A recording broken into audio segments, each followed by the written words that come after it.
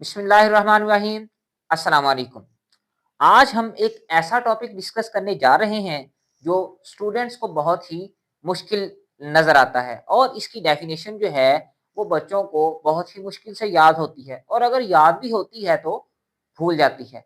तो वो टॉपिक है रिलेटिव एटॉमिक मास और हम ये भी देखेंगे कि हमें रिलेटिव एटॉमिक मास की ज़रूरत क्यों पेश आई। तो मेरा नाम है मोहम्मद अवैस और आप देख रहे हैं अपना एक बहुत ही खूबसूरत सा प्यारा सा channel the Excel educators.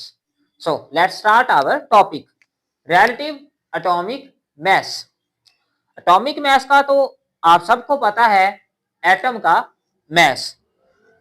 Relative का मतलब होता है कंपैरिजन करना, कंपेयर करना। तो रिलेटिव एटॉमिक मास एक ऐसा मास है जो कंपैरिजन से, कंपेयर करके हासिल किया जाता है। आप सम टाइम फल फरोश के पास जाते हैं, अगर आप उसे कहें कि मुझे 1 केजी फल दे दें तो वो क्या करता है, एक साइड पे वेट रखता है जिसे हम स्टैंडर्ड वेट कहते हैं 1 किलो का, ठीक है, और दूसरी जानिब वो फ्रूट जो है वो डालना शुरू कर देता है। अब वो दोनों को कंपेयर करता है, जब दोनों का वेट इक्वल हो जाता है तो वो कहता है कि ये आपके 1 केजी फल रहे, इसे ले जाएं। बिल्कुल यही काम साइंटिस्ट ने किया।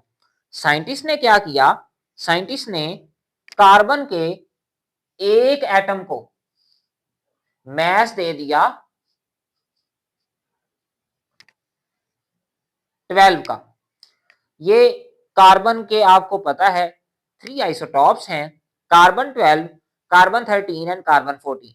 तो साइंटिस्ट ने उसमें से जो कार्बन का लाइट आइसोटॉप है कार्बन 12 उसे ले लिया और इसे एक स्टैंडर्ड वैल्यू दे दी और साइंटिस्ट ने ये कहा कि इसका जो मास है वो आपके पास है 12.00 AMU।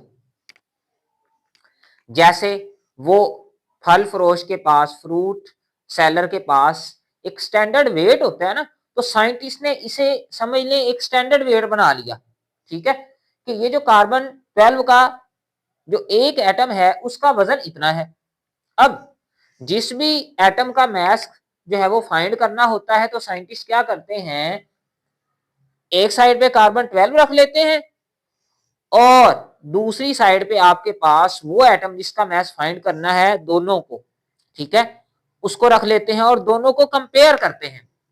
तो कंपैरिजन के नतीजे में हमें पता चल जाता है कि जो दूसरा एटम है उसका मास कितना है।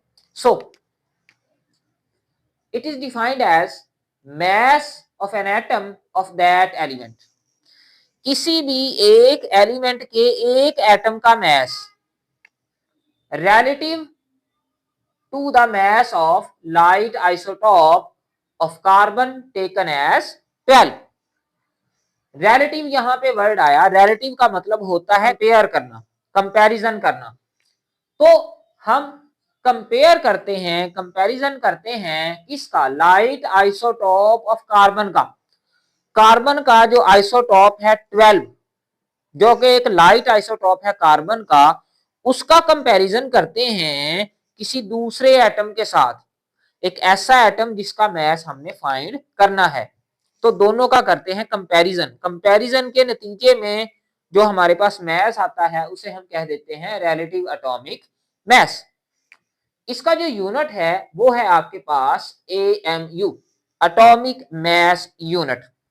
एटॉमिक मास यूनिट क्या है, it is defined as 1/12 the mass of an atom of carbon 12। क्या मतलब, अगर आपके पास कार्बन 12 का एक एटम है, कार्बन 12 का एक एटम है, उसका जो मास होगा तो जाहिर सी बात है कार्बन 12 के एक एटम का मास कितना है, 12.00 AMU।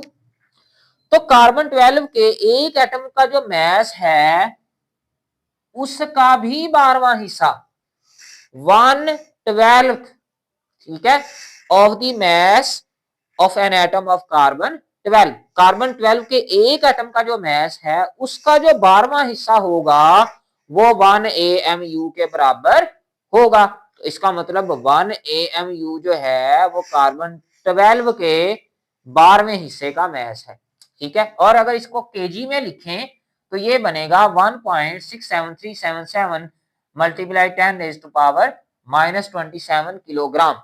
अब ये देख लें कि आपके सामने कितना कम मैस है, ठीक है। तो इस हमारे पास तो कोई ऐसा बैलेंस नहीं है जो 10⁻⁻27 किलोग्राम में भी मेजर करता हो। यहाँ पर तो सिर्फ ऐसे ही हमारे पास बैलेंस हैं जो ज्यादा से ज्यादा 0.001 या इससे ज्यादा नीचे नहीं जाते, ठीक है। तो इतने तक ही मेजर करते हैं ग्राम्स के अंदर। तो ये जो है 1 AMU एक बहुत ही छोटा यूनिट है, ठीक है, मैस का। अब कुछ एग्जांपल्स दी गई हैं, that is mess of 1 atom of hydrogen. जब हाइड्रोजन का एक एटम लिया गया और उसे कार्बन के एक एटम के साथ, ठीक है, कंपेयर किया गया, तो इसका जो मैस आया वो आया 1.007 AMU।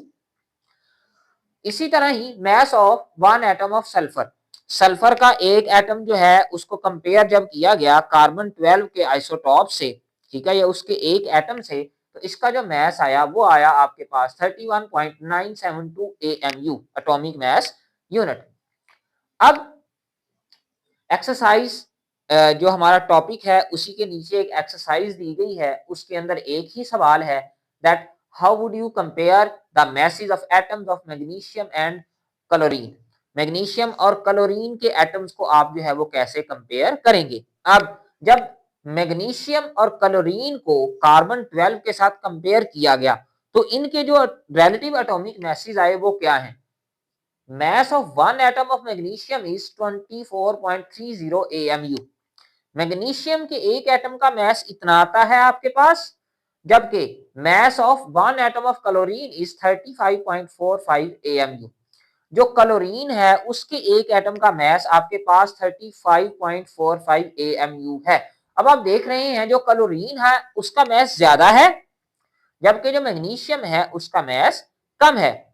So chlorine is 1.45 times heavier than magnesium atom। So जो क्लोरीन है वो 1.45 गुना ज्यादा वजनी है, ज्यादा भारी है मैग्नीशियम एटम से।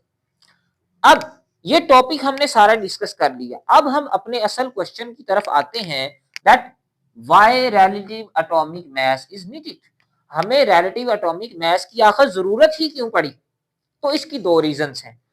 फर्स्ट वन क्या है, जैसा कि हम डिस्कस भी कर चुके हैं, एक एटम जो हमें नजर भी नहीं आता उसके लिए हम बैलेंस नहीं बना सकते कि उसका मैस जो है वो हम मेजर करें। दुनिया के अंदर कोई ऐसा बैलेंस मौजूद ही नहीं है।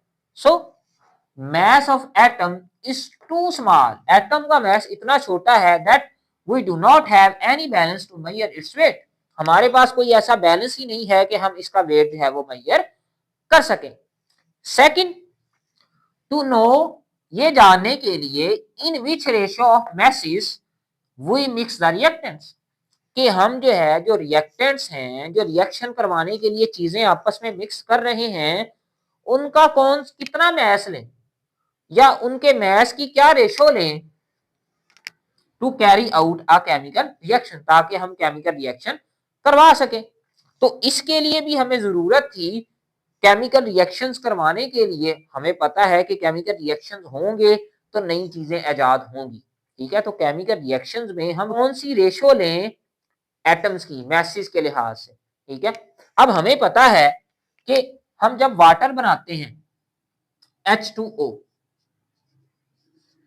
इसमें जो रेशो है हाइड्रोजन और ऑक्सीजन की वो आपके पास है 1:8।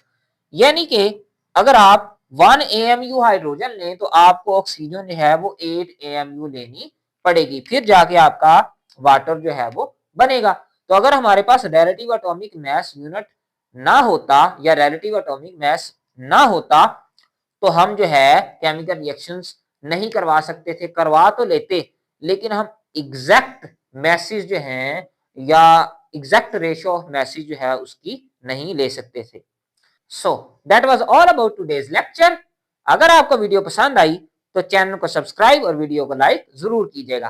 For today, thank you very much.